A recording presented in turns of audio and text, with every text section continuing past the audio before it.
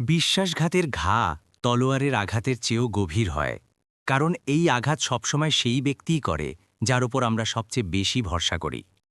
শহরের সবচেয়ে সম্মানিত শিল্পপতি হরিশ বর্মার আলিশান বাংলোতে আজ উৎসবের প্রস্তুতি চলছিল, কিন্তু রান্নাঘরে শোকের ছায়া পড়ে গিয়েছে। বাইরে অতিথিদের স্বাগত জানানোর জন্য ফুলের মালা সাজানো হচ্ছে, আর ভিতরে হরিশ বর্মার সম্মান ছিন্ন ভিন্ন হচ্ছে। আজকের রাত তার জীবনের সবচেয়ে খারাপ রাত। জাপানের বিখ্যাত বিনিয়োগকারী এবং ভারতীয় ঐতিহ্যের সম্মানকারী শেঠ গিরিধর লাল কয়েক কোটি টাকার চুক্তিতে স্বাক্ষর করতে আসছেন।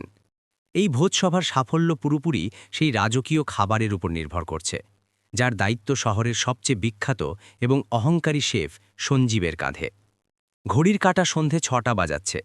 ভোজসভা শুরু হতে মাত্র ২ ঘন্টা বাকি। তখনই রান্নাঘরে একটা জোরে শব্দ হলো। শেফ সঞ্জীব তার এপ্রন খুলে মেঝেয় ফেলে দিল এবং নিষ্ঠুর হাসি হেসে বলল, মিস্টার বর্মা, আমাকে ক্ষমা করুন, অথবা বলুন নিজের ভাগ্যকে অভিশাপ দিন। আজ রাতে আমি আপনার জন্য খাবার রাঁধব না। হরিশ বর্মার পায়ের তলায় মাটি সরে গেল। তার মুখ ফ্যাকাশে হয়ে গেল। তিনি হোঁচট খেয়ে বললেন, সঞ্জীব, তুমি কি বলছো? আমি তোমাকে তোমার দাবি করা টাকা দিয়েছি, অগ্রিমও দিয়েছি। অতিথিরা এসে পড়বে। তুমি এই মুহূর্তে আমাকে ধোঁকা দিতে পারো কি করে? সঞ্জীব তার শেফ ক্যাপ খুলে টেবিলে ছড়ে ফেলে বলল, ব্যবসায় আবেগ দেখা হয় না, লাভ দেখা হয়। হরিশ, তোমার প্রতিদ্বন্দ্বী শেঠ খন্না আমাকে এখনই তোমার থেকে ৩ গুণ বেশি টাকা দিয়েছে। আর যাই হোক, ডুবন্ত জাহাজে খাবার রাঁধার শখ আমার নেই। তোমার কোম্পানি যাই হোক, লোকসানে চলছে। আজ এই ডিল না হলে তুমি রাস্তায় নেমে আসবে। আমি একটা হেরে যাওয়া মানুষের জন্য আমার প্রতিভা নষ্ট করতে পারি না। এত বলে সঞ্জীব তার সহকারীদের ইশারা করল। তার সঙ্গে কাজ করা প্রধান রাঁধুনিরাও তার পিছনে চলতে লাগল। হরিশ বর্মা সঞ্জীবের হাত ধরার চেষ্টা করলেন। তার চোখে জল ছিল। সঞ্জীব, এটা আমার সম্মানের প্রশ্ন, অন্তত মেন কোর্সটা তো তৈরি করে দাও। শেঠ গিরিধর খাবারের খুব শৌখিন। যদি খাবার খারাপ হয় তাহলে আমার বছরের পর বছরের পরিশ্রম মাটিতে মিশে যাবে। সঞ্জীব ঝটকা মেরে হাত ছাড়িয়ে নিয়ে ব্যঙ্গ করে বলল, তাহলে নিজে রাঁধো খাবার, অথবা তোমার এই অকর্মণ্য চাকরদের দিয়ে রাঁধাও। সে অহংকারে হেসে রান্নাঘর থেকে বেরিয়ে গেল। তার যাওয়ার সঙ্গে সঙ্গে সেখানে নীরবতা নেমে এলো। চুলোগুলো ঠান্ডা হয়ে যাচ্ছে, সবজি কাটা অবস্থায় রাখা, কিন্তু সেগুলো রাঁধার জাদুকর এখন শত্রুর শিবিরে। হরিশ বর্মা হতাশায় সেখানেই মেঝে বসে পড়লেন। ম্যানেজার এবং বাকি কর্মচারীরা মাথা নিচু করে দাঁড়িয়েছিল। কারও সাহস ছিল না এই বিপদের মুখোমুখি হওয়ার। সেই রান্নাঘরের সবচেয়ে অন্ধকার কোণে, যেখানে নোংরা বাসনের স্তূপ জমা, সেখানে একটা ১৩ বছরের রোগা পাতলা মেয়ে কাজল দাঁড়িয়েছিল।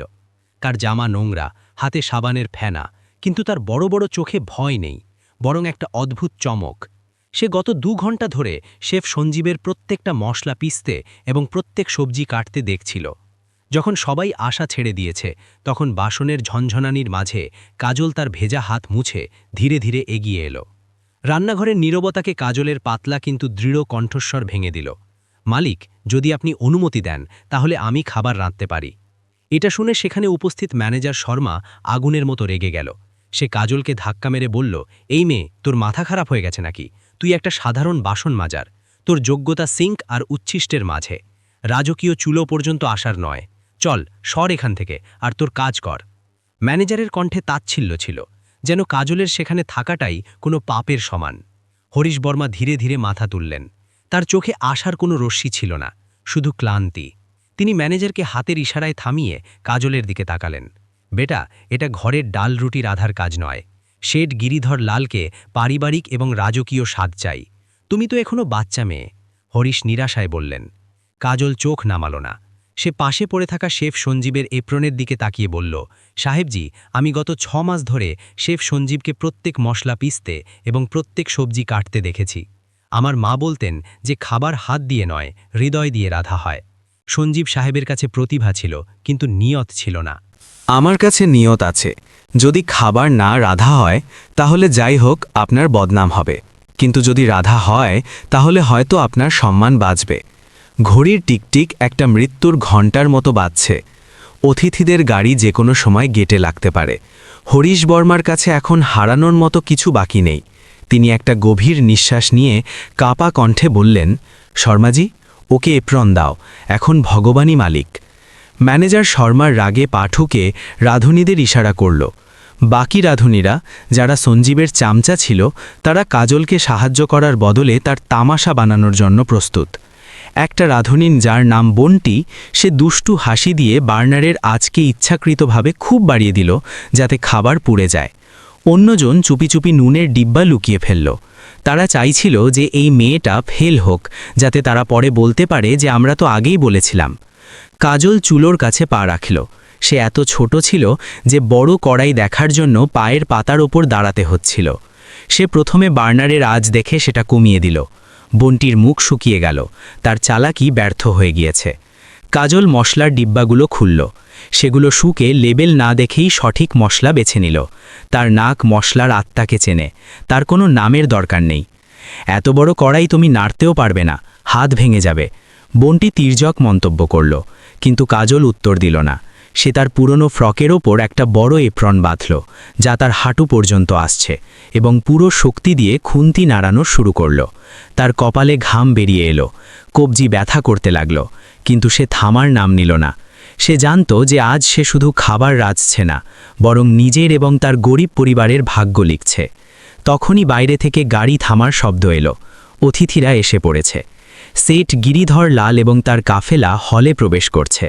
হরিশ বর্মার হৃদয় জোরে জোরে ধকধক করতে লাগল। তার মনে হচ্ছিল যে আজ তার নিলাম নিশ্চিত। রান্নাঘরের ভিতর যুদ্ধক্ষেত্র সাজানো, খাবার তৈরি, কিন্তু অসুবিধা শেষ হয়নি। বন্টি যে দেখল কাজল খাবার রাধা শেষ করেছে, এখন তার শেষ নিজ কাজে নামল। যখন কাজল এবং বাকিরা প্লেট সাজানোর জন্য প্রস্তুত, তখন বন্টি চুপি চুপি প্রধান ডিশের কাছে রাখা ভিনেগারের জগ তুলে নিল। সে সেটা সবজিতে ঢালতে যাচ্ছিল যে কাজলের নজর তার উপর পড়ে গেল। কাজল বিদ্যুতের মতো দ্রুত ঘুরে বন্টির হাত ধরে ফেলল। সে ছোট ছিল, কিন্তু তার পকড়ে পরিশ্রমের দৃঢ়তা ছিল। ভাইয়া, কাজল শান্ত কিন্তু দৃঢ় কণ্ঠে বলল, এই খাবার শুধু বর্মা সাহেবের সম্মান নয়, এটা অন্নপূর্ণার প্রসাদ, এতে বিষ মেশাবেন না। বন্টি হতবাক হয়ে গেল। তার চুড়ি ধরা পড়ে গিয়েছে এবং কাজলের চোখে তাকে নিজের নীচতার প্রতিবিম্ব দেখা যাচ্ছে। সে লজ্জায় পিছিয়ে গেল। কিন্তু অসুবিধা এখনও বাকি। সঞ্জীব যাওয়ার সময় দামি বোন চাইনা ক্রকারির আলমারির চাবি নিয়ে গিয়েছে। ম্যানেজার শর্মা তার মাথায় হাত মারল। সত্যানাশ, খাবার তো রাধা হয়ে গেল, কিন্তু পরিবেশন করব কিসের মধ্যে? কি অতিথিদের সামনে হাড়ি নিয়ে যাব? কাজল চারদিকে নজর ঘোরালো। তার নজর স্টোর রুমের একটা ধুলোয় ঢাকা কোণে পড়ল, যেখানে কিছু পুরনো মাটির হাড়ি এবং থালা রাখা। এটা হয়তো বর্মাজির দাদাজির সময়ের। কাজল তৎক্ষণাৎ বলল, ওতে পরিবেশন করুন। এই খাবার দেশি, এর আসল স্বাদ মাটিতেই আসবে। শর্মাজি বিরোধ করতে চাইল, কিন্তু সময় ছিল না। ওয়েটাররা তাড়াতাড়ি সেই মাটির বাসনে খাবার ঢেলে সাজিয়ে বাইরে নিয়ে গেল। যেই মাটির হাড়ি ডাইনিং টেবিলে রাখা হলো, সেট গিরিধর লাল চমকে উঠলেন। তিনি নাক সিটকে বললেন, বর্মা, এটা কি মজাক? আমি এখানে কোটি টাকার ডিল সাইন করতে এসেছি, আর তুমি আমাকে কোনো ঢাবার খাবার খাওয়াচ্ছ? হরিশ বর্মার হৃদয় বসে গেল। তার মনে হলো সব শেষ। তিনি চোখ বন্ধ করলেন, নিজের বর্বরতার তামাশা দেখার জন্য প্রস্তুত হয়ে গেলেন। সেট গিরিধর অনিচ্ছায় চামচ তুললেন। তিনি সবজির একটা ছোট টুকরো নিয়ে মুখে দিলেন। হলে একদম নীরবতা নেমে এলো। 1 second, 2 second, 10 second. Set Giridhar কিছু বললেন না। তার চামচ হাওয়াই থেমে গিয়েছে। হরিশ বর্মা ভয়ে ভয়ে চোখ খুললেন। সেঠের চোখ বন্ধ এবং তার মুখের কঠিন ভাব গলে যাচ্ছে। সেট গিরিধর কাঁপা হাতে চামচ নামিয়ে রাখলেন। তার চোখের কোণ থেকে একটা জলের ফোঁটা গাল বেয়ে নেমে এলো। হলে উপস্থিত প্রত্যেকের নিঃশ্বাস থেমে গিয়েছে। হরিশ বর্মা তো প্রায় অজ্ঞান হয়ে যাওয়ার মতো, যে তখনই সেটজির ভারী কণ্ঠ গুঞ্জিত হলো। বর্মা, এই স্বাদ, এই মাটির শোধা গন্ধ, এটা তো আমার গ্রামের চুলোর স্মৃতি মনে করিয়ে দিচ্ছে। সেটজি চোখ মুছে বললেন, 50 বছর, 50 বছর হয়ে গেছে আমার গ্রাম ছেড়ে। দুনিয়ার সব প্রাসাদে খাবার খেয়েছি, সঞ্জীবের মতো বড় বড় শেফের হাতের খাবার চেখেছি, কিন্তু আজ এই সাধারণ সবজিতে আমার দাদির হাতের স্বাদ পেয়েছি। এতে সেই আপনত্ব আছে, যা কোটি টাকা দিয়েও কোনো 5 স্টার হোটেলে কেনা যায় না। হরিশ বর্মা নিজের কানকে বিশ্বাস করতে পারলেন না। যাকে তিনি নিজের বর্বরতা মনে করছিলেন, সেটা আসলে একটা অলৌকিক ঘটনা হয়ে গিয়েছে। সেট গিরিধর হঠাৎ টেবিলে হাত মারলেন, যাতে সবাই চমকে উঠল। তিনি বললেন, বর্মা, ডাকো সেই শেফকে। আমি সেই জাদুকরের সঙ্গে দেখা করতে চাই, যে আমার আত্মাকে তৃপ্ত করেছে। যদি সঞ্জীব এটা রেঁধে থাকে তাহলে আমি আজ তার সব শর্ত মেনে নিতে প্রস্তুত। হরিশ বর্মার গলা শুকিয়ে গেল। সত্য বলার সময় এসে গিয়েছে। তিনি ম্যানেজার শর্মার দিকে তাকালেন। শর্মাজির মুখ ঘামে ভিজে যাচ্ছে। তিনি কাঁপতে কাঁপতে রান্নাঘরের দিকে দৌড়ালেন। কয়েক মুহূর্ত পর ভব্য ডাইনিং হলের দরজা খুলল। সব অতিথির নজর দরজায় স্থির হয়ে গেল। আশা করছে যে কোনো রবাদার শেফ ভিতরে আসবে, কিন্তু যখন কাজল ভিতরে ঢুকল তখন সেখানে নীরবতা আরও গভীর হয়ে গেল। মখমলি কার্পেটে একটা ছোট 13 বছরের মেয়ে দাঁড়িয়ে। তার ফ্রক জায়গায় জায়গায় ফাটা, গালে চুলোর কালি লেগে আছে। এবং তার ছোট হাত মশলার রং এবং পোড়ার দাগে লাল হয়ে আছে। সে এত ভয় পেয়েছে যে তার নজর মেঝে থেকে উপর তুলতে পারছে না। শেঠ গিরিধর অবাক হয়ে জিজ্ঞাসা করলেন, এটা কি মজাক? এই মেয়েটাকে? হরিশ বর্মা এগিয়ে এসে কাজলের কাঁধে হাত রাখলেন। তার ভয় এখন গর্বে পরিণত হচ্ছে। শেঠজি, এটা মজাক নয়। আজ যখন সঞ্জীব আমাকে ধোকা দিয়ে চলে গেল তখন এই নানি মেয়েটা আমার লাজ বাঁচিয়েছে। এটা কাজল, আমাদের এখানে বাসন মাজে। আজকের এই খাবার এই নানি হাতের জাদু। পুরো হলে ফিসফিসানি শুরু হয়ে গেল। একটা চাকরানি, এত ছোট মেয়ে, এই খাবার রেঁধেছে? লোকেরা বিশ্বাস করতে পারছে না। শেঠ গিরিধর তার চেয়ার থেকে উঠে দাঁড়ালেন। তিনি ধীরে ধীরে হেঁটে কাজলের কাছে এলেন। কাজল ভয়ে পিছিয়ে গেল। তাকে মনে হলো যে হয়তো তাকে বকুনি খেতে হবে। শেঠজি তার সামনে হাঁটু গেড়ে বসলেন যাতে তিনি তার উচ্চতার সমান হন। তিনি তার রেশমি রুমাল দিয়ে কাজলের গালের কালি মুছে প্যার করে জিজ্ঞাসা করলেন, বেটি, তুমি এই খাবার রাধা কোথা থেকে শিখলে? কাজল প্রথমবার তার বড় বড় চোখ তুলে নির্দোষতায় বলল, সাহেবজি, আমাদের কাছে টাকা ছিল না, তাই মা সবসময় মাটির হাঁড়িতেই খাবার রাঁধতেন।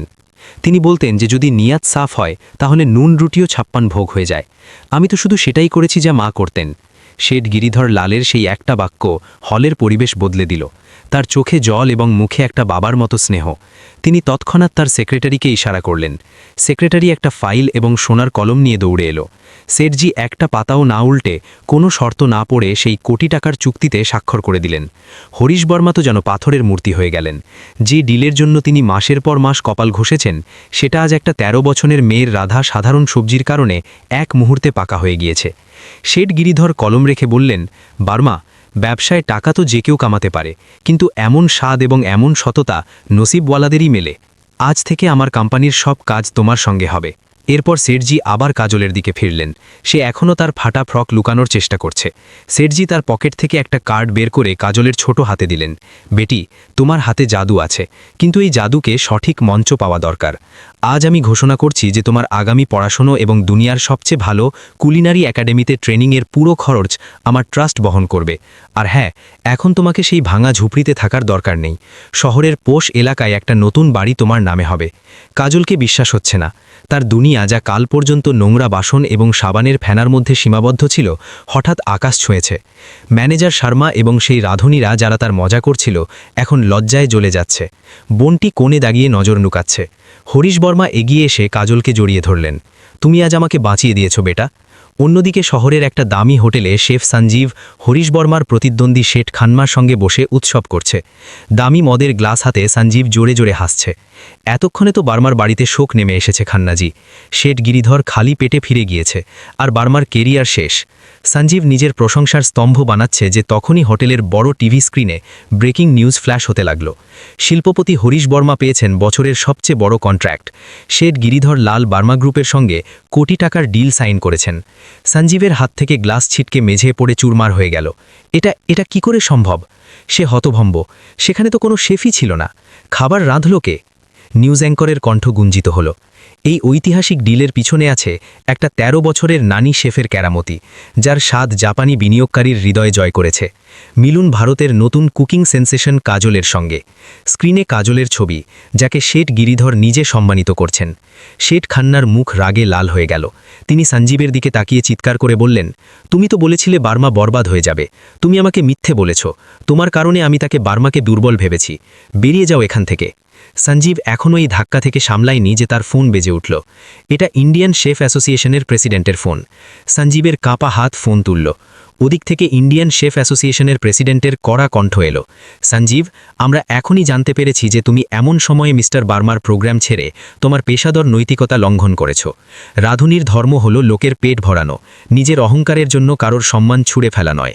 অ্যাসোসিয়েশন সর্বসম্মতিভাবে তোমার লাইসেন্স বাতিল করার সিদ্ধান্ত নিয়েছে। এখন তুমি দেশের কোনো সম্মানিত হোটেল বা রেস্তোরাঁয় হেড শেফ হিসাবে কাজ করতে পারবে না।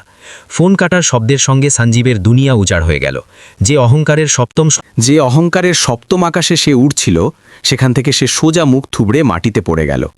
সে এখন ওই ধাক্কা থেকে উঠতে পারেনি। যে শেঠ খান্না তার সিকিউরিটি গার্ডদের আদেশ দিলেন, এই ধোঁকাবাজকে আমার হোটেল থেকে তৎক্ষণাৎ বাইরে বের করে দাও।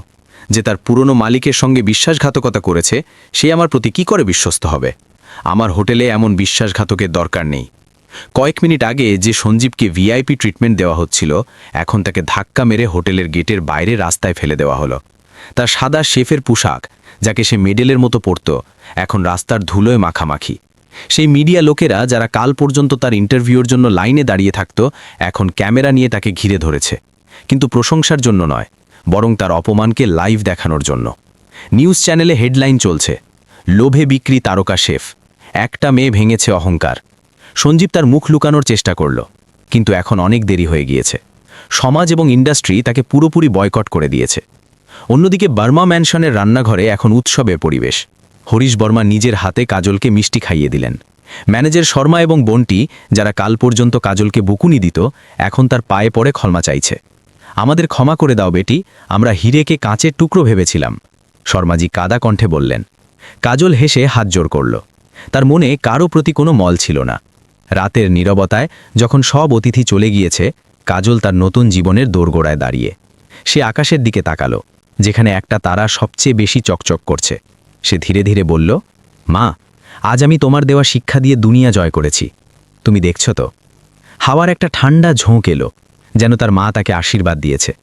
হরিশ বর্মা কাজলের কাছে এসে বললেন, কাজল, কাল সকালে তোমার নতুন জীবন শুরু হবে, কিন্তু মনে রেখো, তুমি দুনিয়ার যত বড় শেফই হও না কেন, এই স্বাদ এবং এই সরলতা কখনো হারিও না। কাজল দৃঢ়তার সঙ্গে মাথা নাড়ল। সে জানত যে এটা শেষ নয়, বরং একটা সুন্দর শুরু। একটা সেই গল্পের শুরু যেখানে পরিশ্রম এবং সত্যের জয় হয় এবং অহংকারের মাথা সব সময় নিচু হয়। 10 বছরের সময় বালির মতো মুঠো থেকে ফসকে গেল, কিন্তু সময় যে ছবি বদলে দিয়েছে সেগুলো অদ্ভুত। আজ মুম্বাইয়ের সবচেয়ে পশ এলাকায় একটা ভব্য 5 তারা রেস্তোরাঁর উদ্বোধন হচ্ছে, যার নাম Annapurna, the taste of soul. এই রেস্তোরাঁ কারও নয়, বরং সেই কাজলের যে কখনো নোংরা বাসনের মাঝে তার স্বপ্ন দেখত।